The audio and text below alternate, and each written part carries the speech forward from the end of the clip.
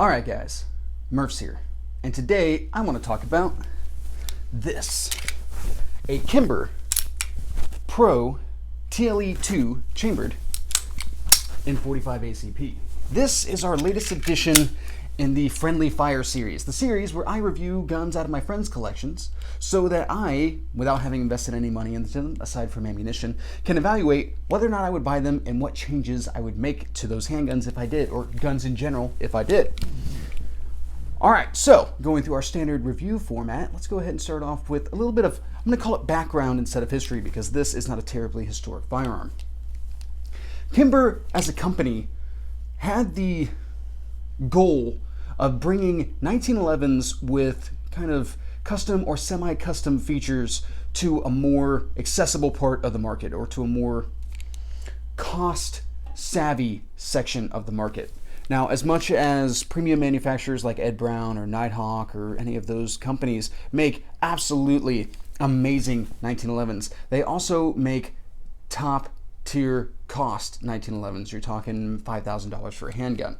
And as much as those guns are absolutely worth it from the production standpoint of what it is that goes into making them what they are, the premium machining, the hand fitting, the application of their finishes and all that kind of stuff, the feature sets that go along with them, all being so precisely toleranced and all that kind of stuff, yes, it does wind up costing a lot of money in order to be able to bring that type of product to market.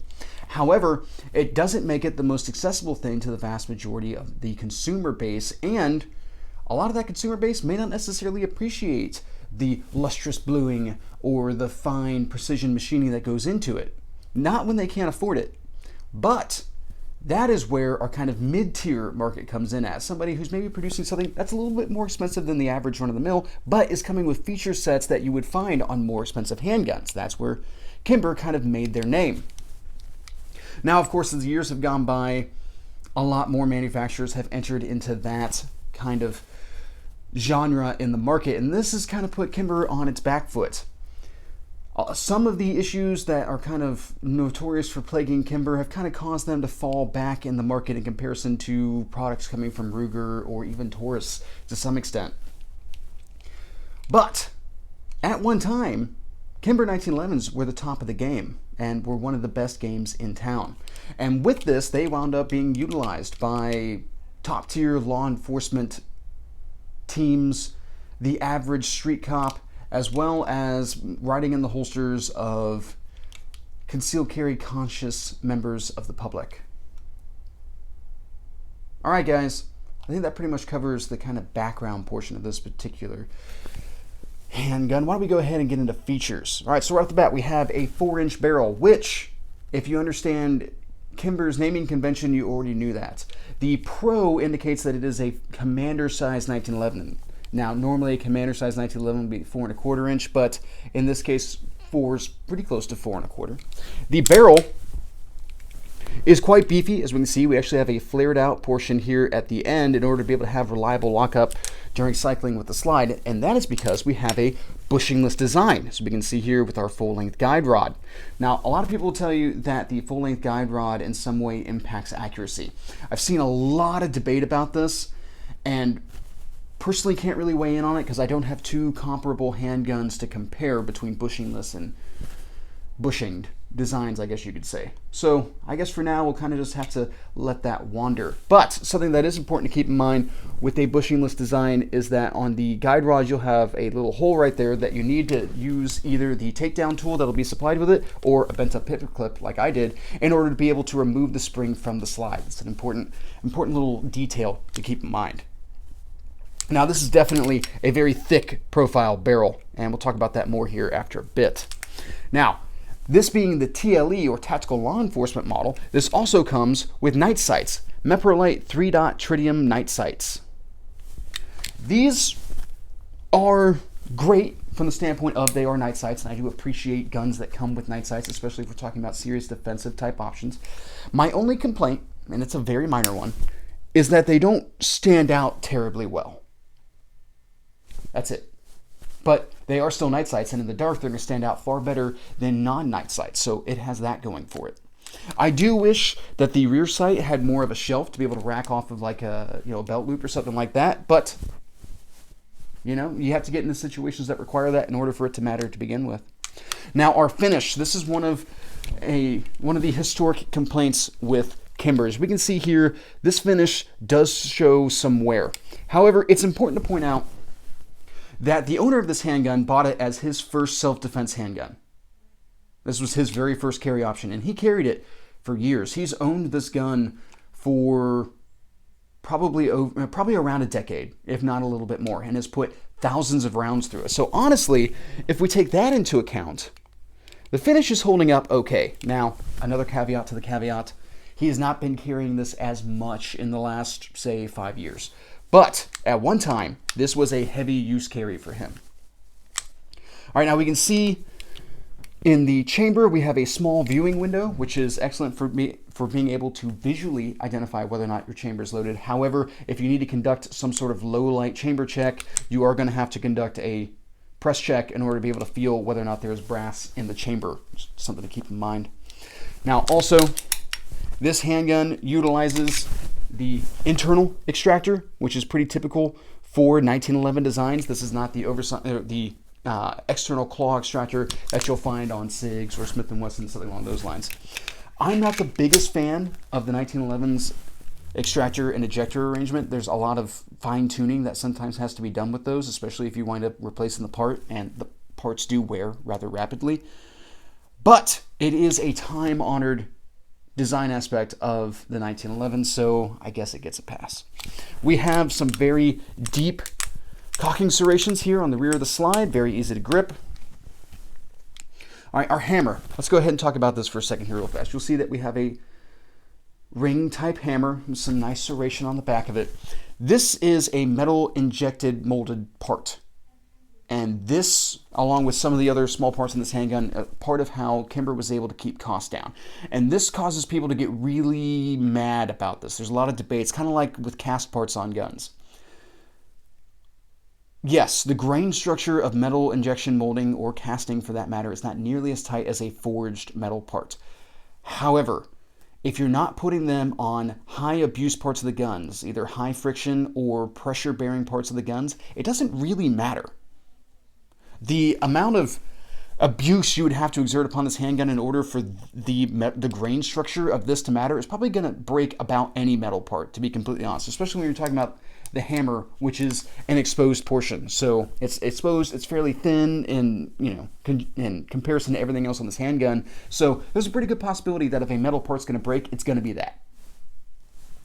I don't necessarily think the grain structure is what's going to make the difference here. Now we also have a half cock position, which honestly in a single action gun is kind of relevant because I hope nobody's carrying a live round in the chamber with the hammer down. But, if you are, make sure you're at least doing this. All right, so going from there, let's go ahead and talk about controls real quick. So we have a slide release on this side of the handgun. Now, slide release versus slide catch, I don't really care about this discussion. Honestly, it should be able to do both, and then the shooter can decide from there how it is that they want to use it. Now, I overhand rack my slides all the time, and I don't do this because of some outdated idea of gross motor movements are the only things that matter in combat and all that kind of stuff. I do it because it works on everything, and I'm not dependent upon where the latch for the slide release is located. Now, that's important whenever you're talking about handguns such as this, because the slide release is located quite far forward to where if I want to hit it with my thumb, I have to make a pretty massive motion with my hand in order to be able to do that. That's breaking my firing grip. In my opinion, for the average shooter who does utilize a slide release, there are 3 things that should be accessible with their firing grip, from their firing grip without having to change it. That's the magazine release, the safety, and the slide release. All of that should be done with your firing hand. Anything else is an administrative action that can be conducted with your support hand, but these things should be conducted with your firing hand. That requires not breaking your grip. This is a gross movement breaking your grip. There's a good possibility that as you try to come back into it, you may not lock in that grip as well. It's going to impact your shooting, which is going to impact how this gunfight ends. If you were to run slide releases with this handgun, my recommendation would be to utilize your support hand to release the slide as you build your grip. I have played with this somewhat in the past on a couple of different handguns, and I've never really cared for it. Now, I'm sure if I spent a lot more time really trying to drill it down and get into a lot of practice, a lot of dry fire practice, using my support hand to release the slide, I'm sure I could get good at it. Just right now, it's not a terribly natural pathway for my mind to go, so I've been leaving it alone, and I've been sticking with overhand racking. All this to say is that operating the slide release from a slide lock reload is the more efficient manner of reloading. All right, so enough about that. Let's go ahead and talk about the safety. Our safety is oversized, which makes it very easy to be able to get the thumb on it, and also makes a fantastic ledge to ride your firing side thumb as you build your thumb's forward grip. When I was first shooting this handgun, I noticed a little bit of a hot spot forming off of the back of this safety. And I didn't notice it as much in the second range trip. So maybe I subconsciously changed up my grip a little bit on this handgun. We'll talk about that more here in just a little bit. Now, continuing our trend on safety, let's go ahead and talk about our grip safety. As we can see, we have an extended beaver tail grip safety. The grip safety is another time-honored feature of the 1911, which is a holdover from a request from the cavalry when this handgun was originally getting adopted by the United States military. All right, now there's one last thing to talk about with the safety features of this handgun, and that is that this is a Series 80 handgun, which is to say that there's a firing pin block that makes this more drop safe than the Series 70. Now, the complaint with the Series 70 or with the Series 80 is that it doesn't have as good of a trigger pull as the Series 70. The Series 80, that probably sounded confusing because I messed up some words there. The Series 80 does not have as good as a trigger pull as the Series 70 with the Series 80 safety system. So with that, why don't we go ahead and talk about the trigger on this particular handgun. This, according to the literature, is a 4.5 pound trigger, and I do have to agree with that. The break is very crisp. The travel to the wall is very short, and our reset is just as short. So, right there on the wall, there's our reset, and there's our break. This trigger is actually really nice, and I'm not really big on getting, into the nitty-gritty on triggers and all that kind of stuff, but this is an excellent defensive style trigger. That weight is really good, the travel's really good, the break, the reset, all those types of things. This is one of the blatant advantages single action guns have over striker fired handguns, is that it's much easier to get a nice trigger in them. Now, we also have an adjustable over travel stop, a little set screw set into the trigger, and then some lightning cuts and a half moon shape. All right, our magazine release is located at the heel of the trigger guard. I do have to break my grip a little bit in order to reach it, but not nearly as far as I do to reach the slide release. So that doesn't bother me as much. All right, grips. Let's go ahead and talk about grips. Originally, this would have come with Kimber's double diamond grips. Nowadays, new models of this handgun or new editions of this handgun are sold with G10 scales, which I really like. I love G10. The owner has put these Crimson Trace laser grips on this particular handgun. So we have our on-off switch right here. We have our laser emitter on this side of the gun. And then we have our activation switch right underneath the trigger guard. Now, these grips are not my favorite. They're a little small. I could use something a little thicker to better fill my hand on this particular handgun. Already being a single stack, already kind of slim to begin with. Now, the activation switch is also not my favorite. So a long time complaint with Glock finger grooves was that a lot of people's hands don't necessarily match up to the finger grooves and they become uncomfortable. That is something that I never really noticed with Glock handguns. However, with this, that is kind of what that memory bump, or what this activation bump becomes to me. It becomes sitting on top of a finger groove, which kind of imbalances my grip a little bit, and I'm really not a fan of that. It kind of creates like a little bit of a pivot point right there. It also disrupts my ability to be able to get a higher grip underneath the trigger guard. So not really digging the Crimson Trace laser grips. And we'll talk about those more once we get into shooting and see if my opinions changed any once I took it to the range. Now, checkering. We have excellent checkering on the front and back strap, as well as a flat mainspring housing. Now, I always liked the look of the 1911 A1 rounded mainspring housing, but I've got to say that this grip is pretty comfortable with the flat mainspring housing. Now, originally this handgun would have shipped with a 7-round magazine. The owner provided me a 7 and 8-round magazine, and then I also ran a Remington magazine through this while I was shooting, which is a little teaser for some things to come. Magazine wells on 1911s are a issue for me. They're very narrow, and the magazines are very squared off, so it can be a little bit difficult to hit this mag well right, and that is kind of annoying, especially when you consider that with such short capacity, if you're training a lot with the 1911, if you're planning on carrying it defensively, or if you're taking it to competitions or something like that, you're going to want to get really good at magazine changes. So unfortunately, stock, this is not that adaptable to that. It's not that helpful for your magazine changes. All right, guys, that's features. How does it shoot?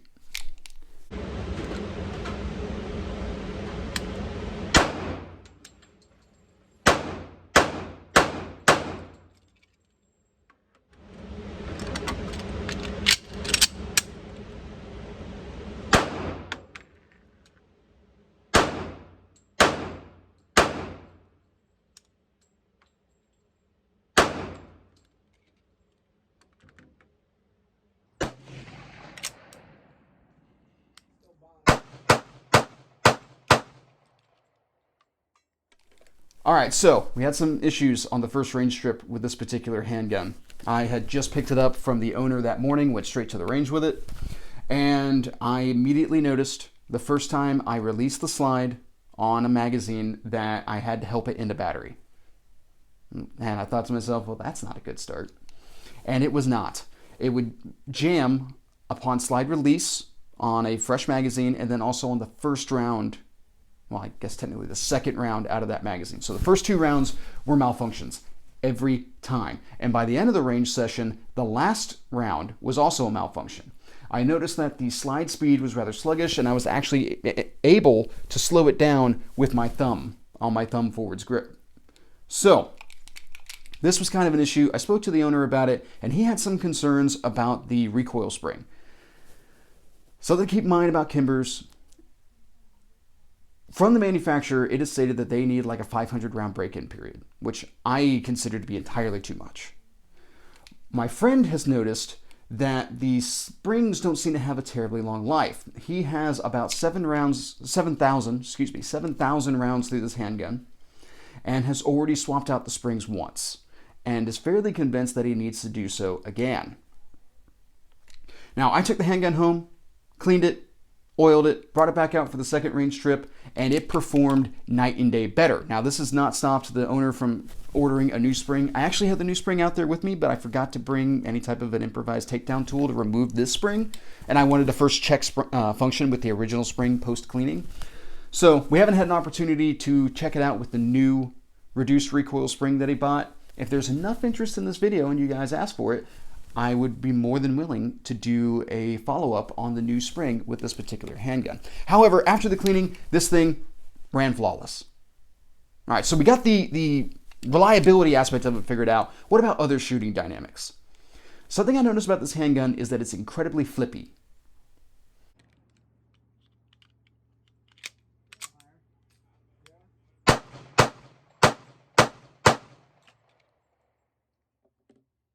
And I think a lot of that has to do with somewhat with this memory bump. I noticed that it seemed to move around, or this activation bump, this seemed to move around more in my hand during shooting than a comparably sized, say, I don't know, Glock 19 Gen 5, previously reviewed on the channel. Link in the description. It definitely moved around more than that.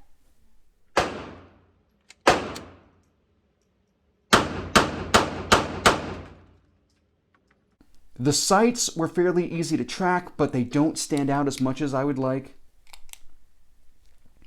And even with all of that taken into consideration, this handgun is pretty accurate. Shooting it up against the Glock 19 Gen 5, as I was shooting them both at the same time for review purposes, this handgun held a tighter grouping than the 19. However, I shot the 19 faster, and the 19 was still shooting an acceptable grouping at the same distances. I pretty much shot both of these with 5-shot groups, 5-shot rapid fire drills, which It's just shooting as fast as I can stay on the sights. Okay, so it shot really accurately. What about the laser, Murph? Why don't we go ahead and talk about the laser? So, my preconceived notion with lasers. I remember a couple years ago, I was shooting a pistol league in early fall. And there was a guy in my stack who had just bought a Smith & Wesson M&P, the original, the 1.0, with a Crimson Trace laser mounted on it. And all throughout, early fall, we have these really overcast days. It's kind of dreary, a little cold and all that kind of stuff. And he's having no trouble finding that laser, getting on target and all that kind of stuff. And he's bragging about how it's really helping out his target engagement and all those types of things. And that held up until the last weekend of the Pistol League when the sun came out. And all of a sudden, he was burning a lot of time trying to find his laser, now in direct sunlight. And that has been my long-term issue with lasers, is that they are very environment finicky. So the first range trip that I took this out to at an indoor range, I had no trouble picking up the laser. And I will say that it really helped with both eyes open shooting with this handgun. However, on the second range trip, I took it out to an outdoor range, which it was even an overcast day. However, on the targets I was shooting at, a pumpkin and a white sheet of paper, I was having trouble picking up the laser quickly. I could find it, but I had to fish around for it for a little bit, to where I pretty much had to be on my sights and then find the laser.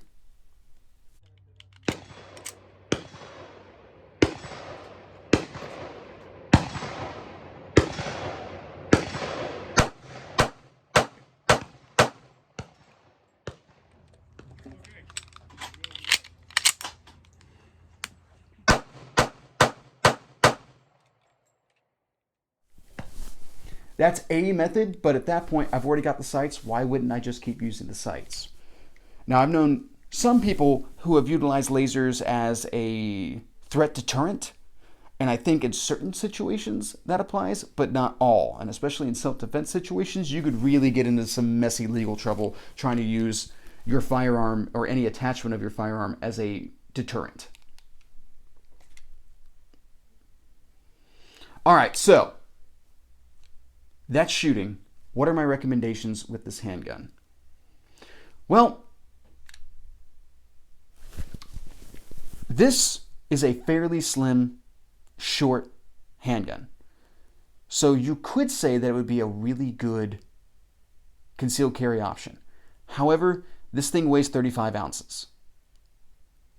That's heavy. For what it is that you're getting out of it, that's heavy.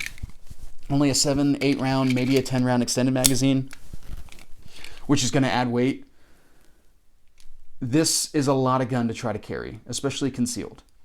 Now, some people like a heavy gun and all that kind of stuff, or at least they say that they like to have a heavy gun, but if you actually carry a heavy gun all day, it really wears on you.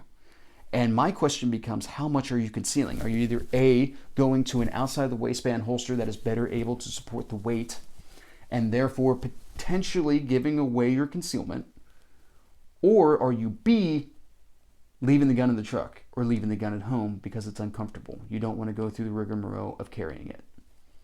Those are important distinctions. That's why lightweight is not a bad pursuit in concealed carry options. This weight is coming in closer to duty type use. Okay, so with that being the case, Murph, would you recommend it for duty type use? I would not. In the present environment, with its lower capacity and weight still kind of being an issue, but less so, this is not something that I would necessarily recommend for duty type use. You're going to wind up needing to carry a lot of magazines. That's a lot more space on your belt, and you're going to need to be really proficient at reloads to be able to achieve the same volume of fire, the same capabilities out of lighter weight, higher capacity systems that can be paired with ammunition that does good work. That makes this a really hard sell. Now, one thing that I would say for this handgun is that if you're talking about some sort of discreet duty carry, this wouldn't be the worst choice ever because it is so slim and short. It would make for a pretty good discreet carry option in a more duty type sense, but it still wouldn't be my first choice. What about competition use? Now, I don't think the shorter barrel really helps out. In fact, I think it's more of a hindrance, especially with how flippy this gun is while shooting.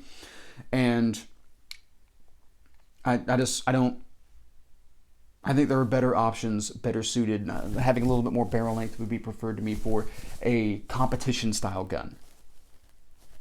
But if you're doing more of a defensive oriented type shooting competition, maybe, especially if this puts you in a different division that perhaps you're going to be a little more competitive at. All right, cool. I guess I could see that. The accuracy's there. That much I can say for it. I was rather impressed with how accurate this handgun was. But I also find handgun accuracy to be a pretty low goal in what it is that I need to get done when it comes to defensive shooting with handguns. Like rifles, I'll talk about accuracy all day. Handgun accuracy, not as interesting to me. All right. So, would I buy it? I would not. At one time, I probably would have considered it because I was interested in a more compact size 1911. Actually, one of my first ever defensive handguns that I purchased was a Citadel 1911 with a, I believe, 3.5-inch barrel. However, I got rid of that for a lot of the reasons that we discussed previously. Heavyweight, not necessarily a good trade-off with capacity and all that kind of stuff. There's a lot of reasons that I went away from the more compact size 1911s, especially since you can run into quite a few functional issues with them. Now, the functional issues that I had with this pistol, I'm pretty sure are entirely related to it needing a cleaning. But a couple other things to take into account with Kimber specifically, and that's coming back to the 500 round break-in. That's a lot. That is 10 boxes of 45 ACP, which 45 is still pretty expensive right now. It is definitely up from where it was a couple years ago, and even a couple years ago, I would have considered that to be a cost-prohibitive prospect. Now, some people have reported shorter break-in periods, but still, a modern handgun requiring a break-in period is kind of a dubious proposition to me. That is expensive. You're not necessarily even just talking about the training type aspect that comes with this handgun. You're telling me that I need a couple hundred rounds in order for it to be considered reliable, when I can get a Glock for less money, or CZ, HK. I can get a wide variety of handguns for less money that shoot reliably out of the box, that need no break-in period, that will just function. This is added cost. I'm not just taking into account the over $1,000 price tag for this gun, but now also how much 500 rounds of 45 ACP is adding into that, in addition to whatever it is that I want to train with and get proficient with the handgun and go to courses and do all those types of things. That's a price tag, especially if the recoil springs are wearing out prematurely, I guess we could say. I don't consider that a positive. All right, but if you did buy it, let's say if you were in a state where carrying, because of magazine capacity limitations and all that kind of stuff, carrying a 1911 in 45 ACP with its single stack magazine would be a viable option. What would you do to this? Well, I get rid of the Crimson Trace laser grips. I think that was a foregone conclusion. I would add a flared magazine well. Give yourself a funnel in order to be able to more quickly change out those magazines. And I might look into changing out the iron sights, but it wouldn't necessarily be high on my list. I would run these iron sights for a little while, and then maybe at some point think about going to something that's a little more or has a little bit more contrast, and maybe a nice ledge to be able to rack off of my boot or something along those lines. Those would be later upgrades, but immediate upgrades would be, grips. I would get like some thicker G10 grips on here, and then a flared magazine well. All right, guys. I think that pretty much covers my thoughts on this particular pistol. I hope you guys found this interesting. If you enjoyed this content, you want more interaction with it, you should absolutely check out the Murph's Law Official Firearms Facebook page, which the link will be in the description. And with that, that's pretty much what I got. Have a good day.